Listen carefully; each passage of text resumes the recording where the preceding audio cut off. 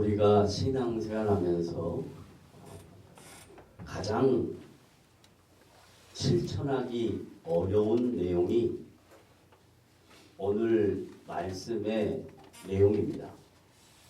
너희 안에 이 마음을 품으라 곧 그리스도 예수의 마음이니. 예수님의 마음을 품으라고 성경은 우리에게 명령하는데 우리는 예수님의 마음을 품기가 참 어렵습니다. 그래서 많은 성도들이 갈등을 합니다. 뿐만 아니라 자신의 내면적 갈등 외에 주변 사람들이 예수 믿는 사람을 바라보고 그들의 평가가 저 사람들은 왜 예수를 믿는다고 하면서 저럴까 하는 그런 의아심, 의구심 등이 모든 믿는 사람들이 신앙생활하면서 갖고 있는 고민거리입니다. 그러면 사도 바울이 빌립보 교회 성도들에게 약 2000년 전에 이 말씀을 기록할 때 어떤 의미로 이 말씀을 기록했는지 오늘 저와 여러분이 함께 생각하면서 여러분의 마음속에 예수님의 마음을 어떻게 하면 품을 수 있을까? 조금씩이라도 어떻게 하면 예수님의 마음을 가져볼 수 있을까 하는 것을 생각해 봅니다. 먼저 오늘 본문 말씀에 너희 안에 이 마음을 품으라 곧 그리스도 예수의 마음이니 할 때 이 마음이라는 단어는 인격을 가리키는 겁니다. 인격. 그러니까 이 너희 안에 이 인격을 새롭게 가져라. 곧 그리스도 예수의 인격이다. 이런 뜻이에요. 그래서 모든 사람은 다 각자 개성이 있고 자기에게 주어진 인격이 다 있습니다. 그러면 보편적인 이 인격은 어떻게 형성이 되냐? 부모에게서 태어나서 그 가족 공동체 구성원들이 갖고 있는 삶의 정황에서 인격이 만들어집니다. 인격이. 하나의 예를 들까요? 다른 사람의 예를 들으면 상처가 될 수 있으니까 저의 예를 들겠습니다. 저는 우리 경준이, 경민이를 키울 때 목사인데도 불구하고 그 아이들에게 욕을 자주 했습니다. 뭘 했다고요? 왜요? 무섭습니까? 욕을 했습니다. 욕을. 그랬더니 그 애들이 똑같이 욕을 배우더라고요. 그래서 어느 날 제가 이건 고쳐야 될 일이다. 바꿔야 될 일이다 라고 생각이 들어서 애들에게 교육을 했습니다. 오늘 이후부터 우리 욕하지 말자. 그렇게 서로 약속을 했어요. 정말 안 할까요? 더 할까요? 더 하더라고요. 그래서 그때 제가 철저하게 이런 훈련은 이런 잘못된 습관은 정말로 고치기가 어렵구나. 잘못된 것을 고치는데 걸리는 시간하고 잘못을 배우는 것, 잘못된 것을 배우는데 걸리는 시간하고 비교가 되지 않습니다. 잘못된 것을 배우는 것은 금방 배웁니다. 누가 가르쳐주지 않아도 배웁니다. 그런데 잘못된 것을 고치는 데는 그만큼 힘들고 어려워요. 그래서 어느 날 이 말씀을 함께 나눴습니다. 야, 우리 안에 예수님의 마음을 품어보자. 그러니까 우리 김경준 어릴 때 이야기예요. 우리 수리는 10살이라고 그랬는데 아마 수리보다 훨씬 어릴 때 7살이었을 거예요. 저한테 그래요. 아빠, 마음이 뭐야? 마음이. 여기에 있는 게 마음이야? 그래서 그 아이에게 마음을 설명해야 되기에 마음이라는 것을 다른 말로 하면 인격이다. 이렇게 하겠습니다. 이건 인간에게만 있는 개성이다. 짐승에게는 없어요. 동물에게는 없어요. 인간에게만 있는 개성이다. 각자에게 주어진 개성이다. 그런데 이 각자에게 주어진 개성을 어떻게 하면 예수님의 인격으로 바꾸어낼까 하는 게 신앙인들의 고민거리예요. 어떻게 하면 될까? 그게 요 말이 갑자기 튀어나온 게 아니고요. 빌립보서 2장 1절부터 4절 지난주에 있었던 말씀에서 이 말이 이어진 거예요. 그럼 그 앞에 있는 말씀이 뭐였냐면 자기보다 남을 어떻게 하라 그랬어요? 낮게 여겨. 시옷이에요? 지읒이에요? 시옷. 나보다 남을 높여주는 연습을 하기 시작하면 그때 비로소 새로운 인격이 형성돼요. 죄로 말미암아 타락한 인간은 항상 자기가 상대방보다 높다고 생각하는 것이 인간의 본성이에요. 그런데 이 인간의 본성을 무너뜨리고 예수님의 인격, 기독교인이 가져야 될 개성 인격은 자기보다 남을 높이는 연습을 계속하면 그때 비로소 예수님의 인격이 하나씩 하나씩 나에게 채워지는 거예요. 그래서 따라합시다. 나보다 누구를? 남을 어떻게 하라? 높이자. 나보다 남을 높이자. 그래서요.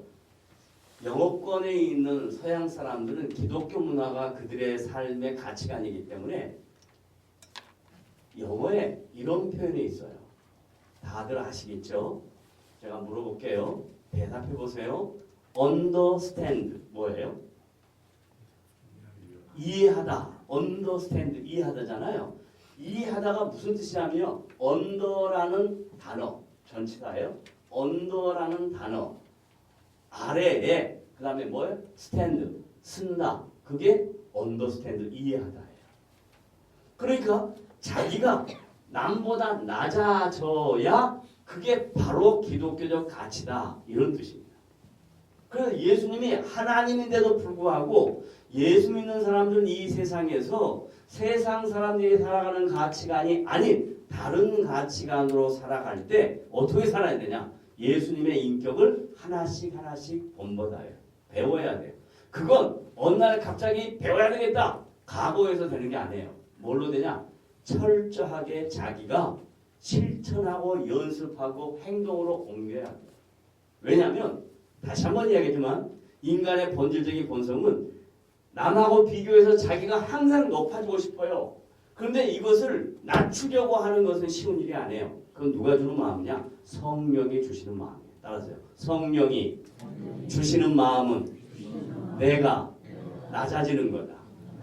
그러면 이제 실제적으로 우리의 가정에서 일어나는 일, 사회에서 일어나는 일, 그리고 전체 구성원들 안에서 일어나는 일 대부분 보면 뭐 때문에 갈등이 생기냐면 자기 주장을 내세우고 자기 주장이 맞다고 하니까 갈등이 생깁니다. 그러잖아요. 부모와 자식 간에도 부모가 자식보다 더 많이 알고 더 똑똑하고 더 많이 배우고 더 많이 인생을 살아봤으니까 자기 관점에서 얘기를 한다. 근데 자식은 자식 나름대로 자기가 짧게 인생 살아봤지만 자기 나름대로 생각이 있어요. 여기서 충돌하는 거예요. 그러면 그 충돌을 피하려면 이렇게 하면 돼요. 아, 내가 모른다고 생각하자. 제가 더 많이 안다고 생각하자. 제 말이 맞다고 생각하자. 정말 힘들어요. 정말 힘들어요. 제가 계속해서 저의 얘기를 하겠습니다. 그리고 대상은 김경준이로 항상 했으니까 김경준이로 하겠습니다. 예를 들면 제가 핸드폰에서 어떤 작업을 하는데 자꾸 틀려요. 어떤 작업이냐? 매일 여러분에게 보내드리는 아침마다 보내드리는 짧게 쓴 한 장씩 성경의 요약 있잖아요. 이걸 한번 보더니 저한테 연락이 왔어요. 아빠는 띄어쓰기 도 못해? 그러는 거예요. 다짜고짜로. 왜? 아니 띄어쓰기도 좀 제대로 해봐. 화가 나잖아요. 그랬더니 지혜를 발휘해서 뭐라고 이야기하냐면 피하려고 그 녀석이 먼저 아빠 먼저 나한테 보내줘. 그러면 내가 보고 다시 정리해서 고쳐서 보내줄게. 그러면 그걸 다시 보내. 그러면 이제부터 틀린 건 누구의 잘못이죠? 김성준의 잘못이에요. 내 잘못이 아니야. 자, 뭔 얘기 하려고 그러냐면 제가 그 말을 듣는데 자존심이 너무너무 상합니다. 내가 이렇게 돼버렸나? 별별 생각이 다 든 거야. 나이가 들었나? 내가 띄어쓰기도 못하나? 내가 자식한테 이런 말을 들어야 되나? 막 이런 생각을 하기 시작하니까 터져나가려고 그래요. 그때 요 말씀이 갑자기 저 머리에 딱 스치는 거예요. 너희 안에 이 마음을 품으라. 곧 그리스도 예수의 마음이니 사랑하는 아들 김 목사야. 너 마음속에 예수님의 인격을 닮으려면 어떻게 해야 되겠냐? 그럴 때 너가 못한다고 생각해. 배워라. 머리를 숙여라. 그 생각이 들어서 또 넘어갔습니다. 그래서 기독교인의 신앙의 삶이라는 것은 무슨 대단한 게 아니에요. 매일 똑같은 일의 반복이에요. 똑같은 일의 반복 속에서 내가 어떤 가치관을 갖고 살 것인가, 내가 어떤 훈련을 하고 살 것인가, 내가 어떤 내용의 인격적 행동으로 변화되어 살 것인가, 그건 각자의 책임인 거예요. 그래서 기독교 신앙은 남이 대신해 주지 않는다니까요. 우리 아버지가 목사예요. 우리 할아버지가 장로님이에요. 아무 소용없어요. 한 개개인이 내가 하나님 앞에서 어떻게 살았느냐. 따라하시고. 내가 하나님 앞에 어떻게 살았냐. 이거예요. 각자의 문제예요. 각자의 문제. 자, 그 다음에 너희 안에 이 마음을 품으라. 곧 그리스도 예수의 마음이니. 마음은 뭐라 그랬어요? 인격이라 그랬어요. 자, 그럼 이제 이 인격이 어떻게 형성되는가 보자고요. 6절 다 같이 시작. 그는, 이거 지시대명사예요. 지시인칭대명사죠. 그러면 그는 누구를 가리키는 거예요? 그는 5절에 있었잖아. 너희 안에 이 마음을 품어라. 곧 그리스도 예수의 마음이니. 그 누구예요? 예수님은 뭐예요? 근본, 오리지널, 본질. 근본, 오리지널, 본질. 하나님의 본체, 하나님과 똑같은 분이라 이 말이에요. 예수님이. 하나님은 성부 하나님이고 성자 예수님도 하나님이에요. 똑같은 하나님이 하나님과 성부 하나님과 뭐예요? 동등, 이퀄하지 아니하고 동등됨을 취할 것으로 여기지 아니하고 어떻게 했냐? 7절 시작. 오히려 이게 동그라미 치는 거예요. 뭐예요? 오히려 뭐 자기가 뭐예요? 예수님 자신의 모든 것을 하나님과 동등됨을 다 버리고 비워서 뭘 가졌대? 종의 형체를 가졌대. 종의 형체. 그래서 기독교는 종을 다른 말로 바꾸면 따라하세요. 섬김. 뭐라고요? 섬김. 그러니까 기독교는 본질이 뭐냐? 섬김이에요. 섬김. 기독교의 본질은 섬김이에요. 잘 생각해 보세요. 앞선 기독교 나라들이 서구 열강들입니다. 서구 열강들이 다른 여러 지역에 자기들보다 미개한 나라에 후진국 나라에 선교사들을 보내요. 그러면 선교사들이 다른 후진국 미개한 나라에 가서 뭐 하냐면 섬기러 간 거예요. 우리나라에 1884년에 공식적으로 기독교 선교를 하러 이 땅에 들어왔어요. 그때 고종이 이 나라를 통치했을 때예요. 그래서 고종이 통치할 때 이 알렌이라는 선교사 등등 여러 선교사들이 와가지고 이 미개한 나라에 후진국 나라에 필요한 건 뭔가 생각해 보니까 필요한 것이 학교와 병원이더라 라고 생각한 거예요. 그래서 이들을 섬기기 위해서 구체적으로 섬기는 것을 실행하기 위해서 그들은 뭘 세웠냐? 학교를 세웠어요. 또 뭘 세웠다고요? 병원을 세웠어요. 그래서 신촌 연대 세브란스 병원에 가면 제주문이라는 데가 있어요. 지금도 그대로 건물을 유지하고 있어요. 왜? 역사적 유물이니까. 그리고 기독교는 섬기는 겁니다. 저도 25년을 중국 사역을 하러 다닐 때마다 그들을 섬기러 다녔어요. 그들에 가서 뭐든지 있는 것들을 나누려고 다녔어요. 근데 대부분 지금 많은 선교사들이 섬기러 가는 것보다는 거기 가가지고 군림하러 가는 사람들이 덜어 있어요. 따라하세요. 기독교는 섬김이다. 큰 소리 하세요. 기독교는 뭐라고요? 섬김이다. 섬김이다. 왜 그러냐? 예수님의 하나님인데 자기를 비워서 종의 형체를 가졌다. 종. 여기서 원래 헬라어 성경에 기록된 헬라어 성경의 종이 뭐냐면 뭐예요? 종. 오이코스요.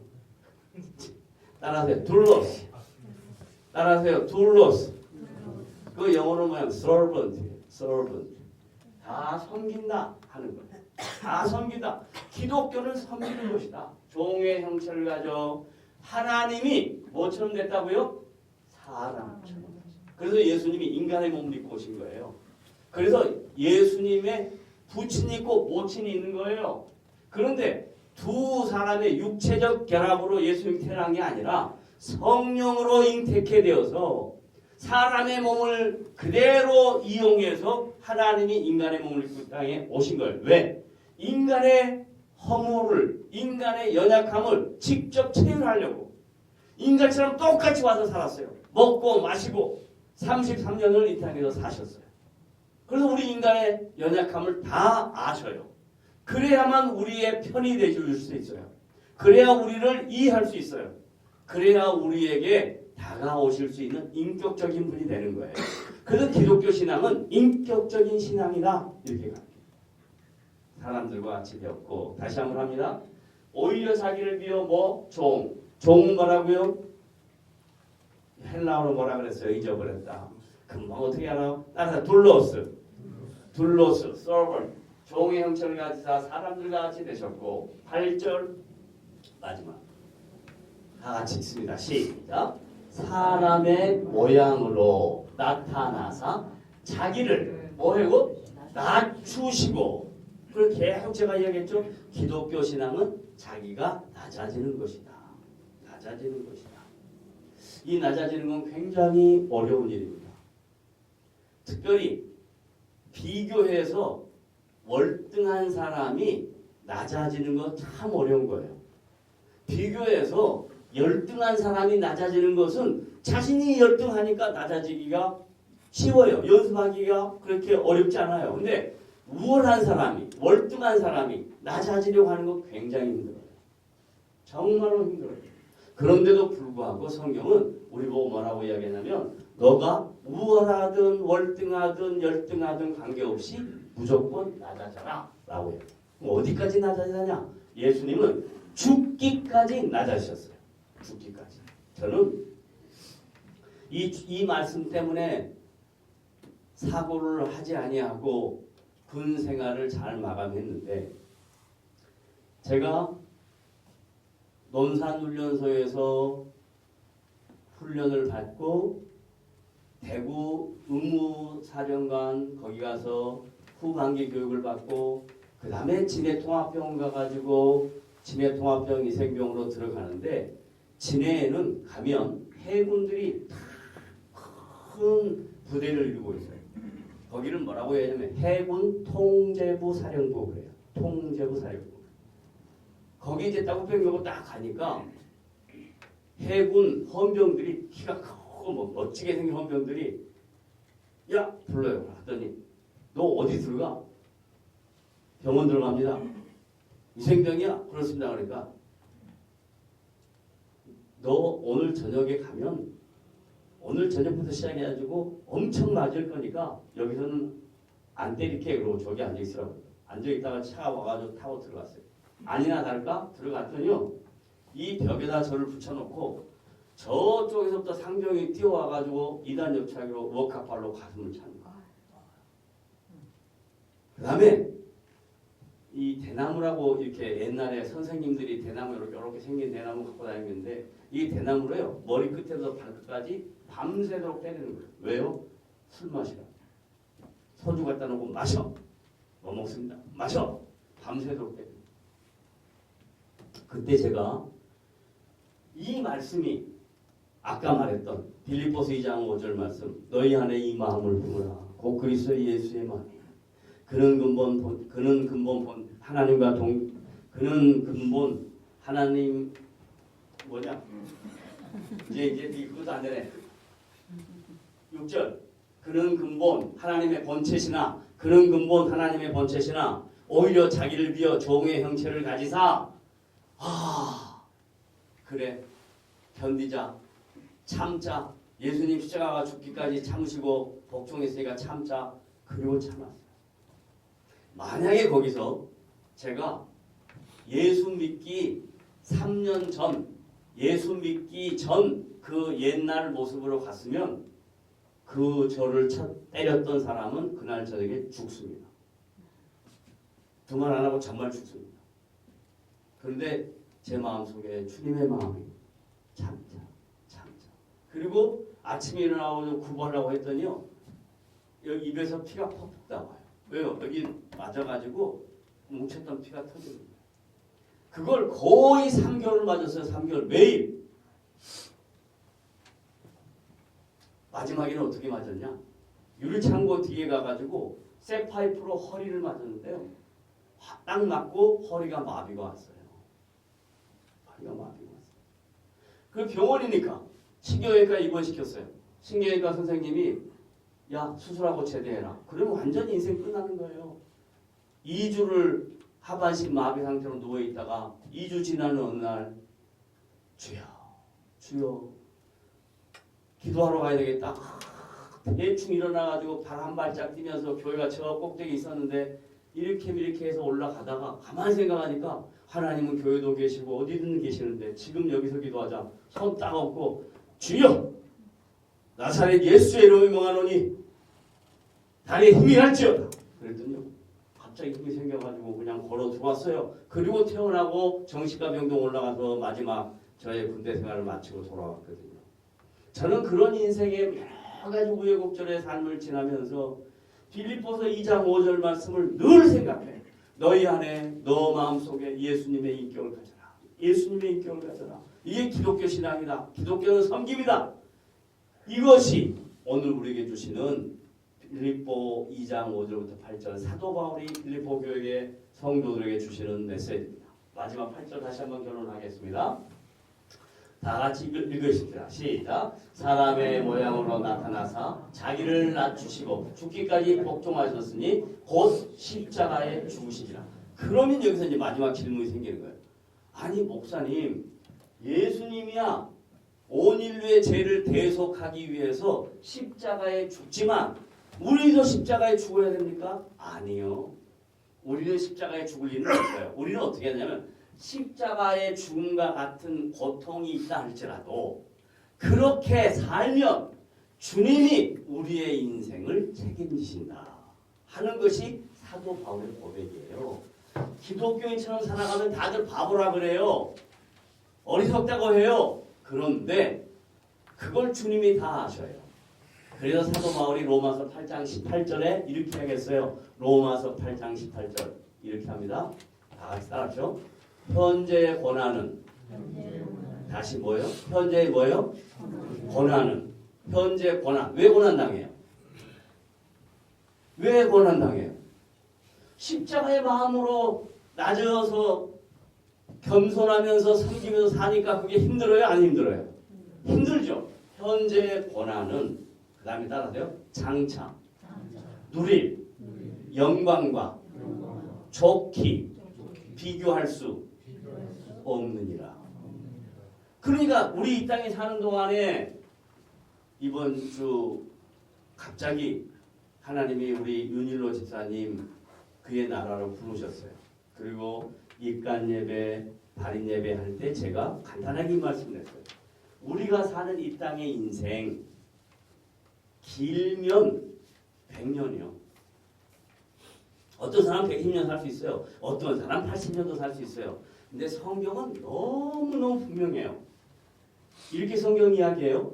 인간의 연수가 70이요 강건하면 80이라. 시편 90편 10절 말씀이에요.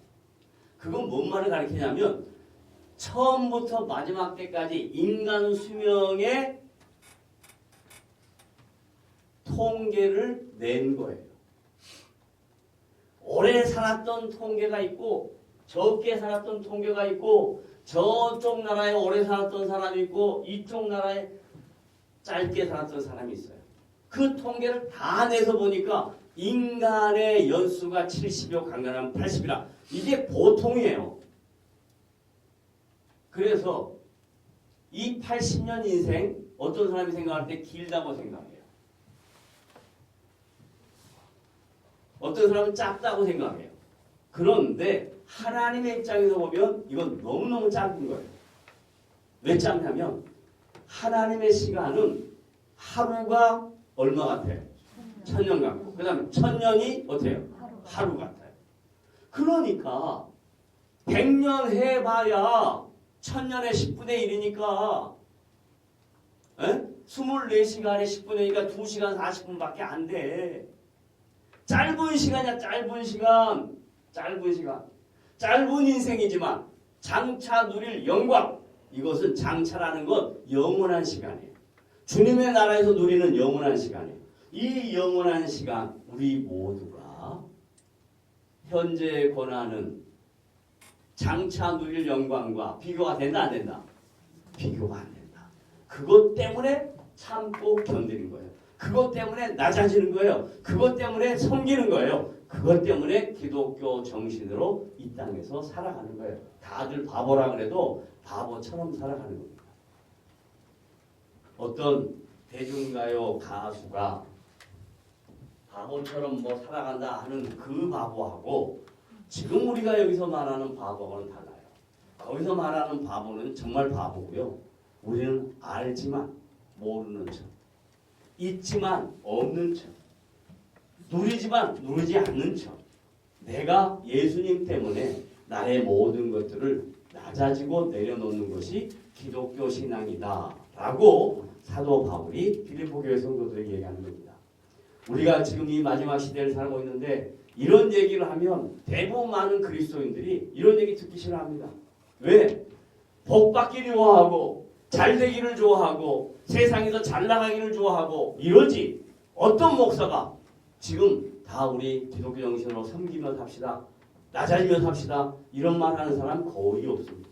그러나 이게 성경의 말씀이 나는 이 말씀을 여러분 앞에 증거하지 아니할 수가 없어요. 말씀이 이렇게 돼 있는데 말씀을 거꾸로 해석할 수 있는 그런 비신앙적인 목사가 되고 싶지는 않습니다. 하나님 분명히 말씀하셨습니다. 우리 보고 낮아지라고 말씀하셨어요. 겸손하라고 말씀하셨어요. 이것이 기독교라고 얘기합니다. 다 같이 합시다. 기독교는 섬김이다. 다 같이 기도하겠습니다. 하나님